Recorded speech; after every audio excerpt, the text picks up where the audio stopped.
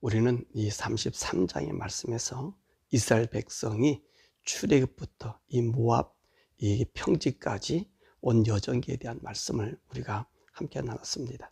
오늘 이 34장의 말씀은 이스라엘 백성이 들어갈 가나안 땅에 대한 9지파 반에게 줄 땅에 대하여 말씀하고 있습니다. 그리고 이 땅의 모든 넓이와 그 경계가 어떠한 것인지, 또 이 경계의 땅을 차지할 그 지파의 그 수장들이 누구인지에 대한 말씀을 우리들에게 들려주고 있습니다. 이 가나안의 땅에 들어가서 얻게 될 그 지파는 오늘 성경 말씀 보면 9지파 반이다 이렇게 말씀했죠. 왜 9지파 반이죠?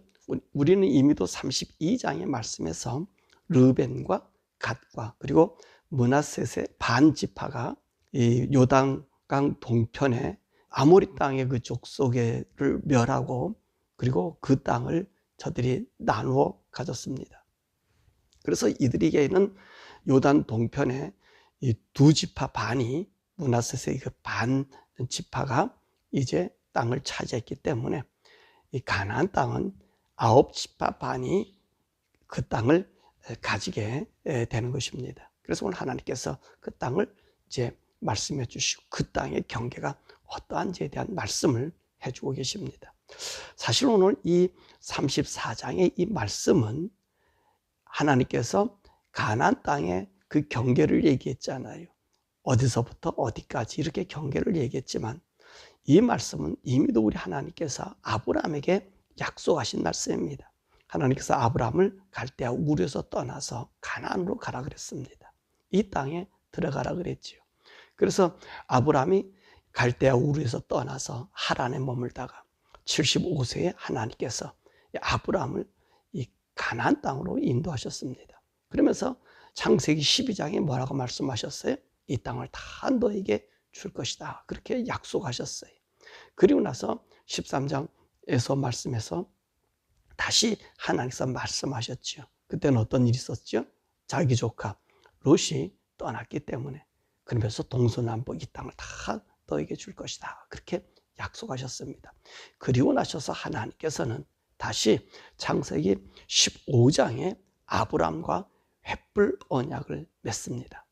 그 횃불 언약을 맺으면서 하나님께서 아브람에게 뭐라 말씀하십니까? 이 땅을 다 너에게 줄 것이다. 그런데 네 자손이 이방이 객이 되어서 400년 동안 그 나라에 종살이 하다가 괴롭힘을 당하다가 내가 4대 만에 네 자손을 이 땅으로 데려오겠다고 약속하십니다. 그래서 우리 주님 뭐라 말씀하세요? 내가 너의 자손을 이끌어낼 때 그 나라에게는 큰 징벌을 내리고 네 자손에게는 많은 재물을 가지고 이 땅으로 돌아오겠다고 약속하셨습니다. 그러면서 우리 하나님께서 왜 내가 이 가나안 땅을 너에게 지금 주지 않느냐에 대한 이유도 그 15장에서 말씀하고 계십니다. 뭐라 말씀하시냐면 이 땅, 지금 이 가나안 땅과 그 주위를 점령하고 있는 이 아모리 족속의 죄악이 가득하지 않았기 때문에 지금은 이 땅을 너에게 주지 않는다는 것입니다. 그래서 이 아모리 족속의 죄악이 가득 찰 때 바로 이스라엘 민족을 이끌어서 이 땅에 들어오는 거예요. 왜 그러죠? 죄를 정복하고 하나님의 의의 나라를 세우기 위해서 이 땅을 주신다고 약속하신 것입니다. 악을 심판하고 그리고 악을 징벌한 하나님의 의를 보이기 위해서 이스라엘 백성을 이 땅으로 인도하신다는 거예요. 아브라함이 그 얘기한 것 아닙니까? 너의 의의 나라로 삼겠다고 하는 것이 하나님 아브라함에게 약속하고 그 자손들에게 약속한 복인 것입니다. 그래서 이 아모리 족속의 죄악이 안드까지 이 땅을 휩쓸고 있지 않기 때문에 네 종족이 네 자손이 와서 이 아모리의 족속을 다 멸할 것이라고 말씀해 주고 계십니다. 하나님께서 이때에 이 땅을 너에게 주겠다라고 말씀하시면서 이 가나안 땅의 경계를 그때 말씀하셨습니다. 그러면서 하나님께서 아브라함에게 뭐라 말씀하셨죠? 이 땅의 경계가 어디로부터 시작되냐면 애굽의 강가에서부터 저 큰 유브라데 강까지 주시겠다 그렇게 말씀하셨어요. 이 말씀 무슨 말씀이냐면 하나님께서 남쪽으로는 애굽이에요. 애굽 강가로부터 시작해서 위쪽 유브라데 강, 그 강가까지 주신다고 말씀하십니다. 그러면서 그 땅 안에 사는 사람들의 누구인지를 말씀하십니다. 그 영지에 사는 사람이 누구인지를 말씀해 주셨다는 것입니다. 그래서 창세기 15장의 말씀 보니까 그 안에 바로 애굽의 강가서부터 유브라데 강가까지 사는 그 족속의 땅이 누구냐? 그 족속이 누구냐? 그랬더니 겐 족속, 그니스 족속, 간문 족속, 헷 족속, 브리스 족속, 르바 족속, 아모리 족속, 가나안 족속, 길르가스 족속, 여부스 족속의 땅을 네 자손들에게 주리라. 그렇게 말씀하신 것입니다. 그래서 우리 하나님께서 이 약속을 언제 주셨냐면 창세기 15장 헷불 언약 때 이 아브라함 나이가 85세 때 말씀해 주신 것입니다. 그리고 나서 이 85세가 지나고 나서 지금 오늘 이스라엘 자손 이 4대 만에 이 요단강 앞에 와서 이 땅을 나눌 때는 얼마의 시간이 흘렀을까요?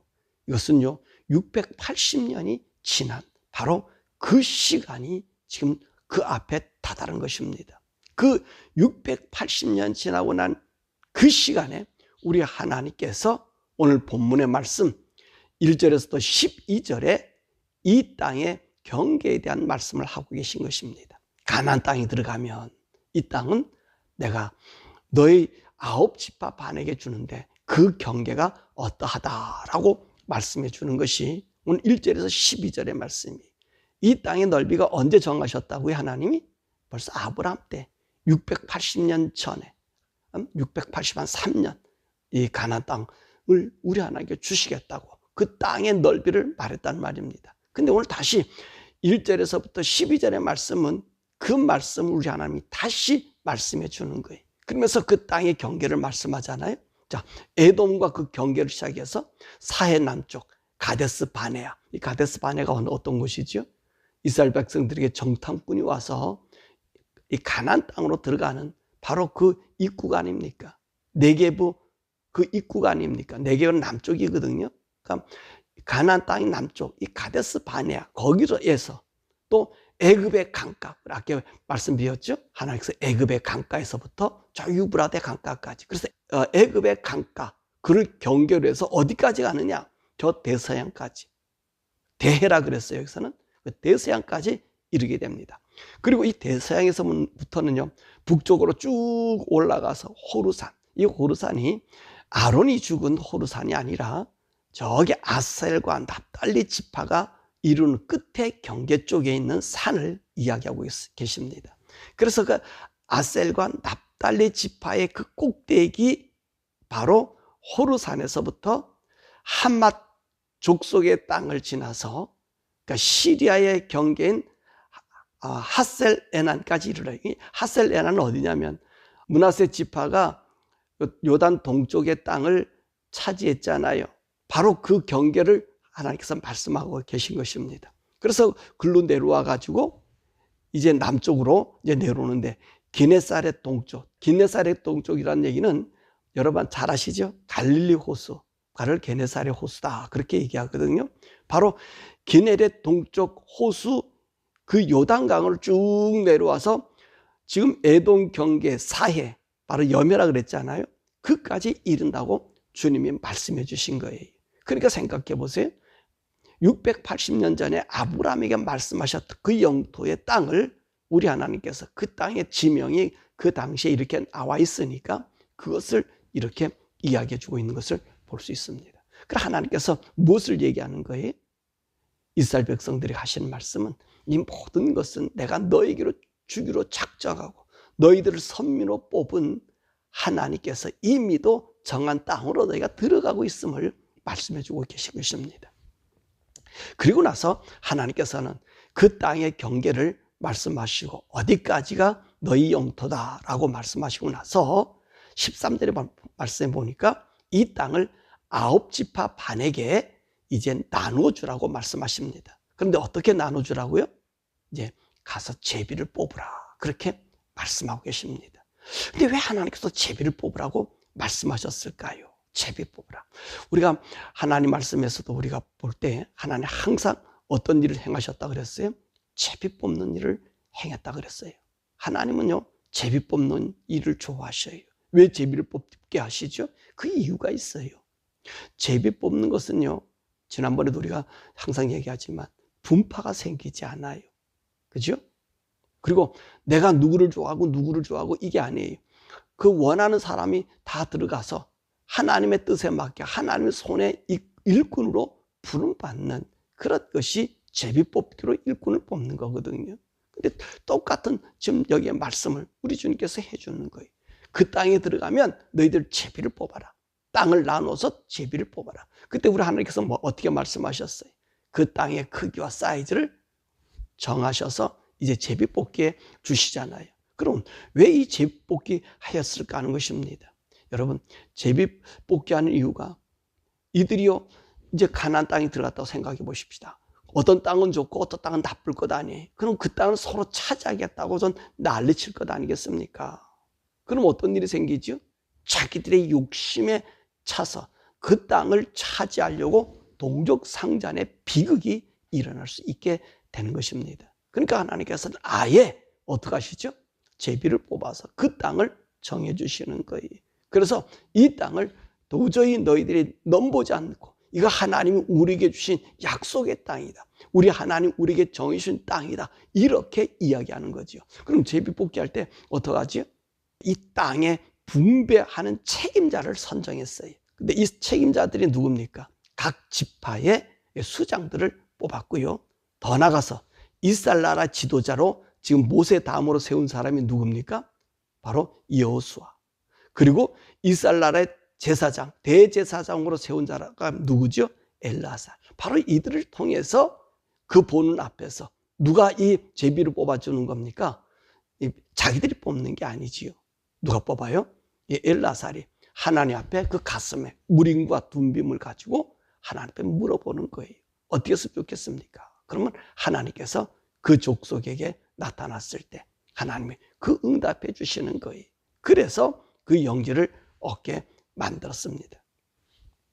더욱이 또 오늘 여기 있는 말씀 보면 9지파 그 사람들을 하나님께서 어떻게 하셨습니까? 므낫세 반지파까지 한 10명의 지파들, 그 수장들을 하나님이 지명하셨다는 거예요. 하나님이 지명하셨어요. 우리가 뽑아서 누구를 올린다? 그게 아니고 하나님이 그 10명의 그 땅을 나눌 그 지분자들을 불렀습니다. 왜 그랬죠? 여러분, 이 모든 것은 모두가 하나님께 순복해야 한다는 사인을 저들에게 알려주고 계신 것입니다. 왜 이것이 필요했을까요? 여러분, 이것은 광야 생활에서도 많이 경험했습니다. 보니까 이들이 어떻게 했습니까? 더욱이 고라 자손들이 모세와 아론을 이제 시험하고 자기들도 제사장이 될 수 있고 자기들이 지도자가 될 수 있고 그래서 250명의 지도자들을 뽑아가지고 향을 가져오지 않나 그랬잖아요. 그러니까 하나님께서 그때 어떤 방법을 취했습니까? 너희 12지파 부족의 장들의 지팡이를 가져와라.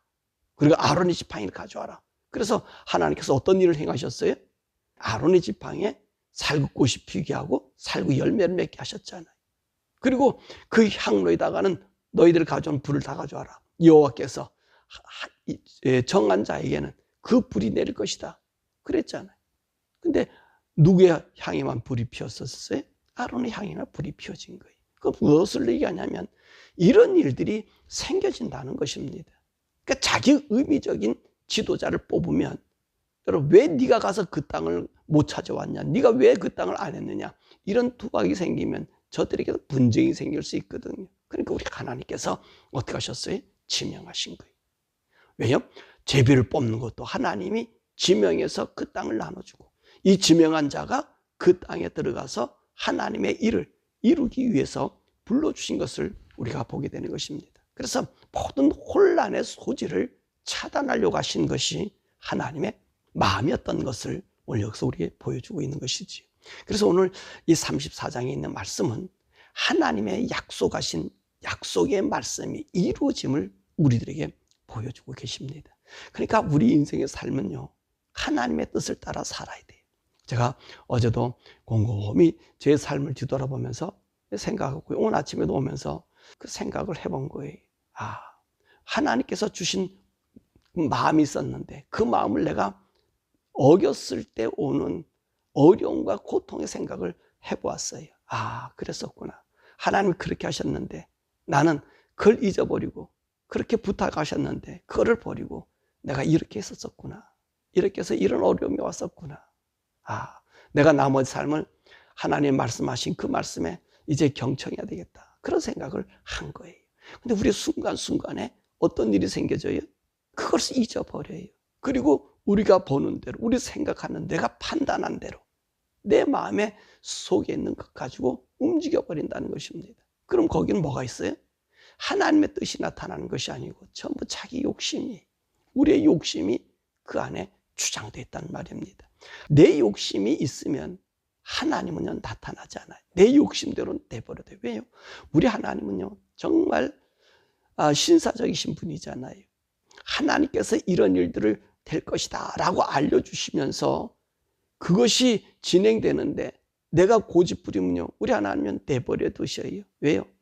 우리 인간에게는 하나님께서 그 하나님 영의 자유의지를 주었기 때문에 그 길을 가게 내버려 두는 거예요. 그 대신 그 모든 책임 누가 당하는 거죠? 우리가 당하는 거지. 내가 당하는 거지. 근데 하나님 말씀 순복하면 어떻죠?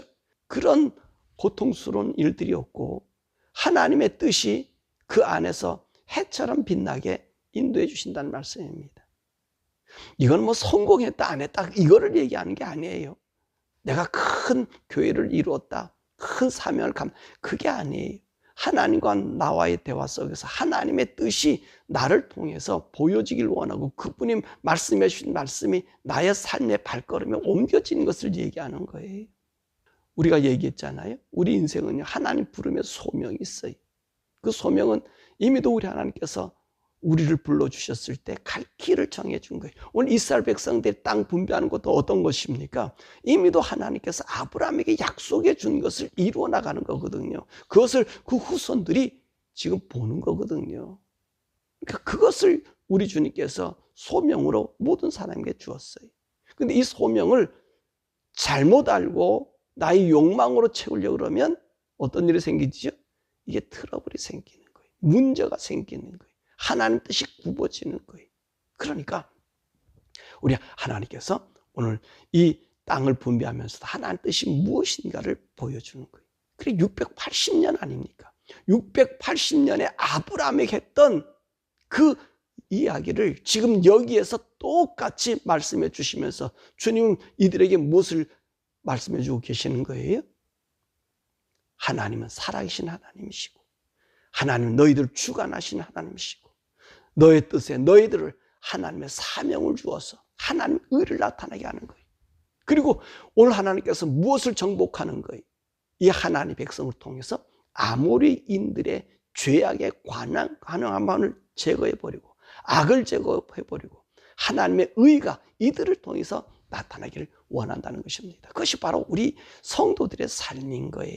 우리 성도들의 삶은 어느 곳에 어느 모습이 있든지 간에 소명 준 삶을 우리가 하나님 믿는 믿음으로 사명으로 살아가는 거거든요. 그럴 때 하나님이 나타나는 거예요. 하나님이 나에게 하나님의 기쁨이 되고 하나님의 영광이 되고 하나님의 삶이 나의 삶으로 이루어진 거거든요.